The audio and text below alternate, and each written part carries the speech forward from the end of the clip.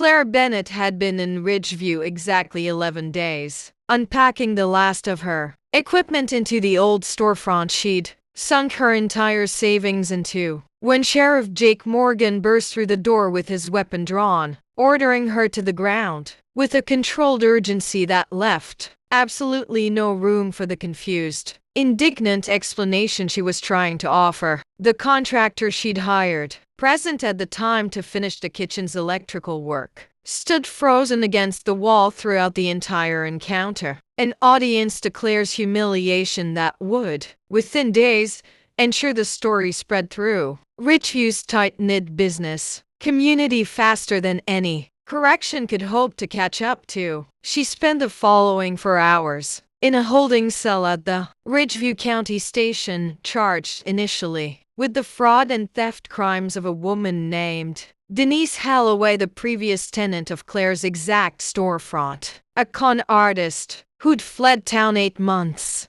earlier, owing thousands to half the local businesses, and who bore, according to the arrest report, a passing resemblance to Claire that a nervous witness had apparently found convincing enough to call it in. It took Jake exactly 3 hours to realize his catastrophic mistake: a fingerprint scan, a records check, a mortified recognition that the woman he'd tackled to the ground of her own newly purchased bakery was not, in fact, a wanted fraudster, but an entirely innocent small business owner whose first 2 weeks in Ridgeview had just been derailed by his own overzealous response to an unreliable tip. He didn't know, standing outside her cell issuing the most uncomfortable apology of his professional career, that this catastrophically bad first impression would become, against every reasonable expectation, the beginning of the most significant relationship of his adult life. And Claire Bennett,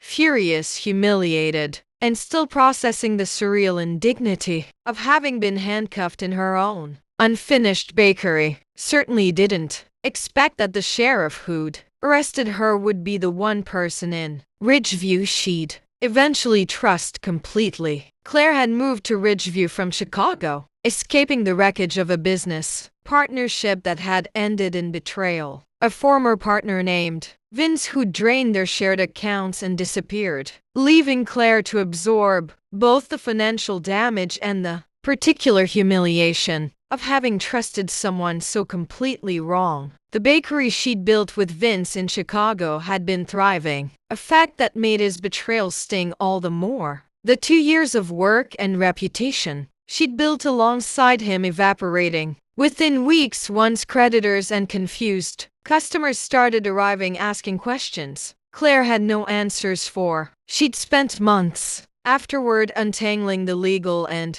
financial mess he'd left behind, most of it ultimately resolved in her favor once the fraud was clearly documented. Though the process had cost her savings, her sense of professional security, and no small amount of trust in her own judgment about people, she'd chosen Ridgeview almost at random, drawn by an affordable storefront and a fresh start far from anyone who knew the details of her professional collapse, determined to rebuild something entirely her own, entirely trustworthy, from the ground up. The arrest then landed with a devastation that went considerably deeper than the immediate humiliation it felt to Claire, like a cruel repetition of the exact pattern she'd fled Chicago to escape, wrongly implicated in someone else's crimes. Her carefully rebuilt reputation threatened within her first 2 weeks in a brand new town. Before she'd even opened her doors,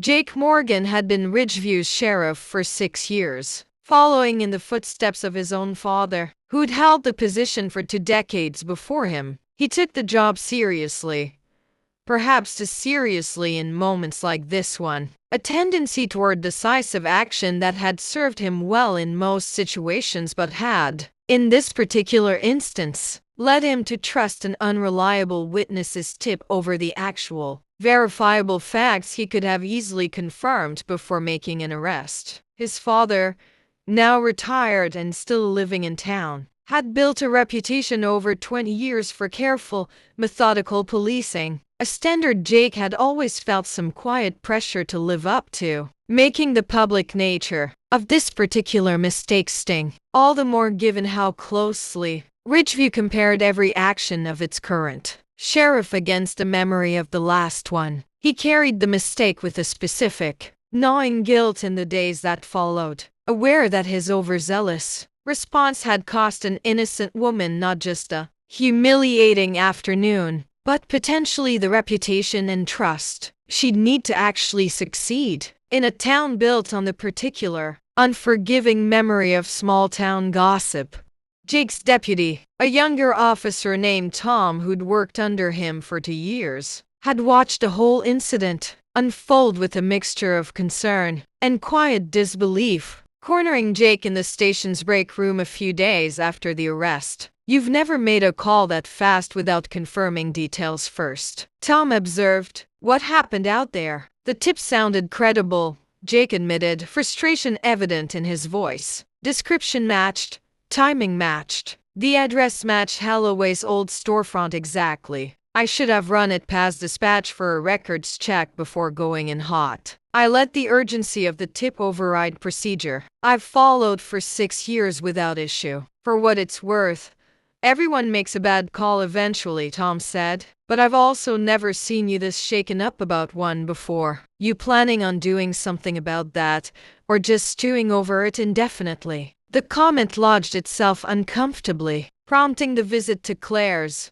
storefront that Jake had been quietly rehearsing in his head for 2 days by the time he actually worked up the resolve to knock on her door. "I owe you considerably more than an apology," he told her, showing up at her storefront 3 days after her release, uninvited but clearly unable to simply let the matter rest. "I've already spoken to the county paper about running a correction, and I'm prepared to do whatever else it takes to make this right, professionally or otherwise." "You handcuffed me on the floor of my own bakery," Claire said, her voice tight with an anger that hadn't fully cooled in the days since. "In front of the contractor I'd hired, who's now telling half the town I'm apparently some kind of fugitive. I don't know what making this right looks like from where I'm standing." "Sheriff, I know," Jake said, and something in his genuine, unguarded regret cut through Claire's anger slightly, despite her determination to stay furious. "I made a serious error, and I understand if you don't trust anything I say right now, but I'd like the chance to actually earn that trust back if you'll let me." Jake's efforts to make amends started practically personally escorting Claire to the county paper's office to ensure the correction ran prominently, using his own connections to help expedite the business licensing paperwork that had been delayed by the arrest's confusion. Quietly speaking with several of the contractors and suppliers Claire needed for her bakery's opening, vouching for her character in a town where his word, as sheriff, still carried considerable weight. Claire watched his efforts with a wariness that softened gradually into something more complicated than the anger she'd initially felt entirely justified in maintaining. "You didn't have to walk me through all of this personally," she told him, 3 weeks into his methodical campaign of making amends. The two of them standing in her bakery's newly repaired kitchen, close to finished ahead of the planned opening. "The apology would have been enough eventually." "Maybe," Jake said, "but I think I owed you more than the minimum, given what my mistake actually cost you. And if I'm honest, Claire, I think somewhere in the past 3 weeks, this stopped being purely about making amends and started being about something else I probably shouldn't examine too closely, given the circumstances." "That's a strange thing to admit to the woman you falsely arrested," Claire said, though something warmer than her earlier anger had crept into her voice. "It is," Jake agreed, "probably unprofessional too, but I've found myself looking forward to these check-ins a lot more than the situation really calls for, and I figured honesty was at least owed to you, given everything else."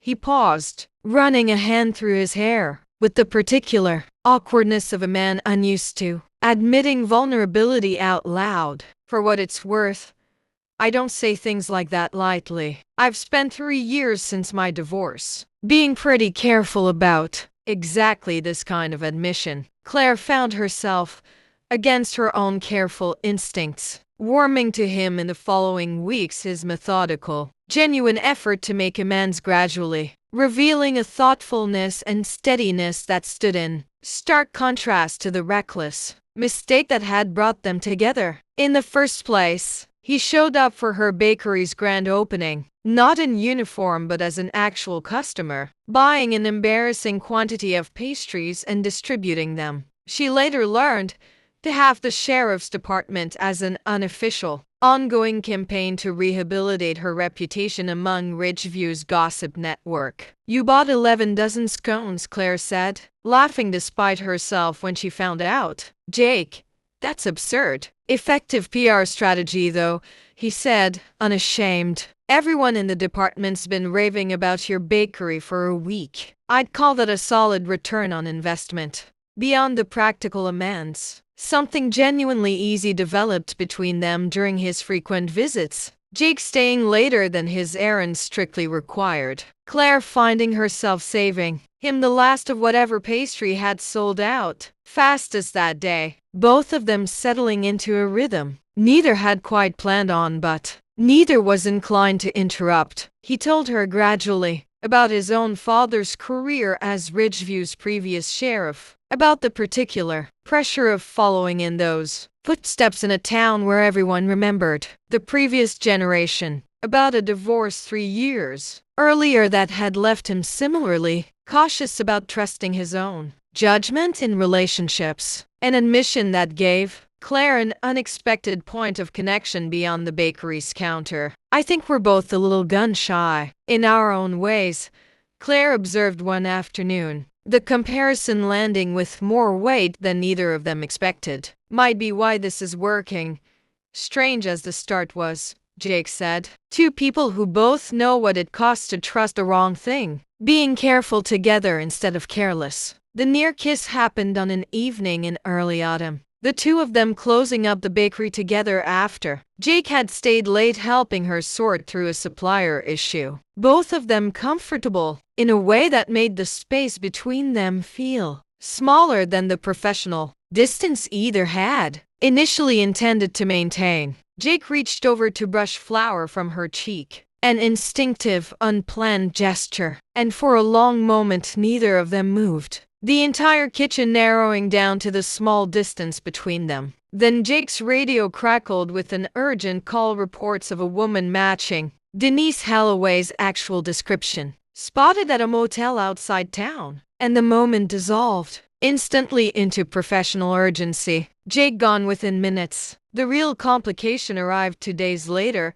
when Denise Holloway apparently returned to the area to attempt one final fraud scheme before disappearing permanently, was captured by Jake's department, attempting to break into the very storefront that had once been hers, Claire's bakery, presumably searching for documents or valuables she'd left behind before her original disappearance. Claire found herself, disconcertingly, face to face for the first time with the woman whose crimes had led to her own false arrest, an encounter that stirred up considerably more complicated emotions than she'd anticipated. Denise, cornered and clearly desperate, spent several minutes attempting to talk her way past the responding officers, her voice and general bearing carrying just enough resemblance to Claire's own that Claire finally understood, viscerally rather than just intellectually, exactly how the original mistake had happened. Watching the woman be led away in handcuffs, Claire felt an unexpected wave of something almost like sympathy tangled up with her lingering resentment, recognizing, perhaps, the particular desperation of someone who'd made choices Claire herself had once been naive enough to trust completely. Back in Chicago,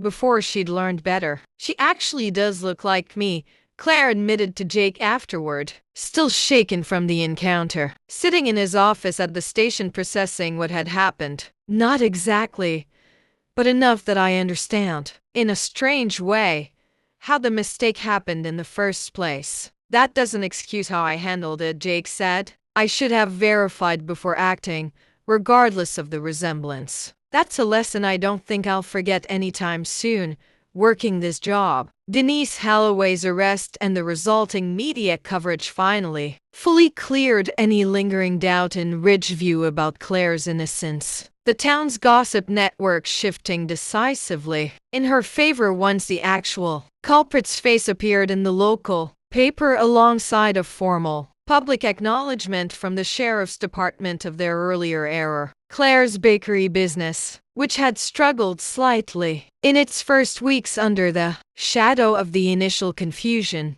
began thriving in earnest once the truth fully settled into the town's collective understanding. Jake found her on the bakery's back steps one evening, closing time long past. The two of them alone with the particular ease that had developed steadily over the preceding months despite or perhaps because of their unusual beginning. I've been thinking about how to actually say this properly, he admitted, sitting down beside her. I arrested you within your first 2 weeks in this town, Claire. That's about as catastrophic a beginning as two people can have. And somehow, despite that, I've spent the past 3 months finding every possible excuse to be around you. Buying enough scones to feed the entire department twice over. Showing up for reasons that stopped being about making amends a long time ago. I noticed, Claire said, a small smile breaking through. The scones were a significant tell. I need to ask you something, and I understand if the answer is no. Given how we started, Jake said,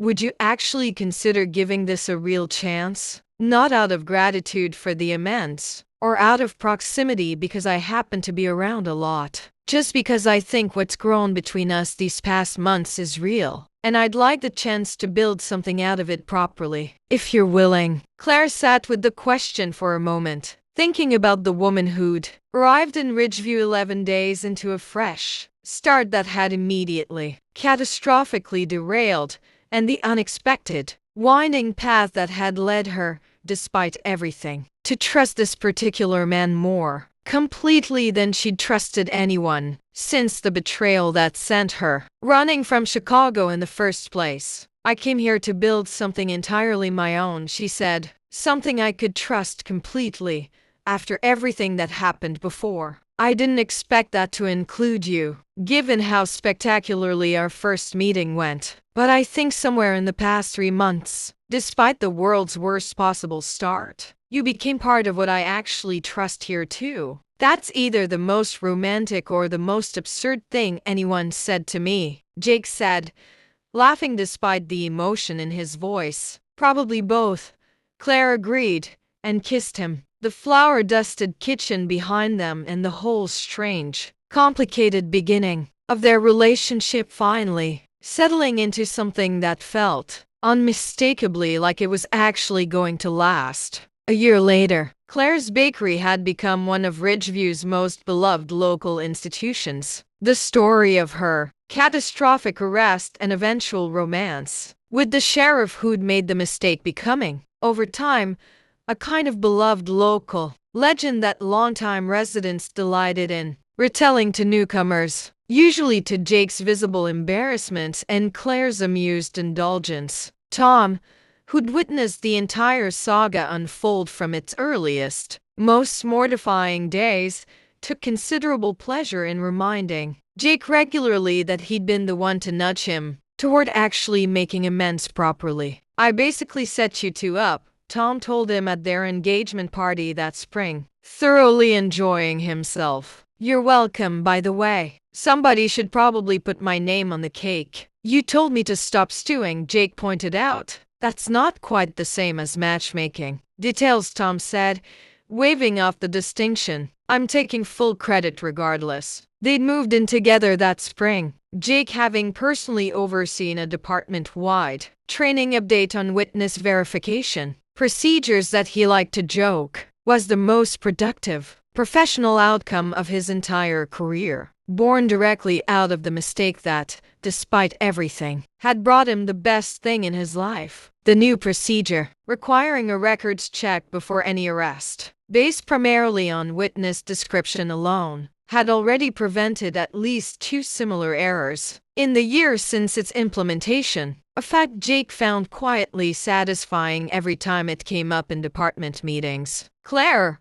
for her part, had slowly rebuilt the trust in her own judgment that Vince's betrayal had cost her. The process of falling for Jake, however unconventional its beginning, teaching her gradually that trust rebuilt carefully, with actual evidence of someone's character over time, looked entirely different from the blind trust that had cost her so much in Chicago. She'd even, in a small, symbolic gesture that meant more to her than she initially expected, named one of her bakery's most popular pastries the Second Chance, a caramel and sea salt scone that quickly became a customer favorite. Its origin story shared happily with anyone who asked. Even Denise Holloway's eventual court proceedings, which Claire attended once out of a need for closure, gave her an unexpected sense of resolution she hadn't anticipated needing. Watching the actual perpetrator face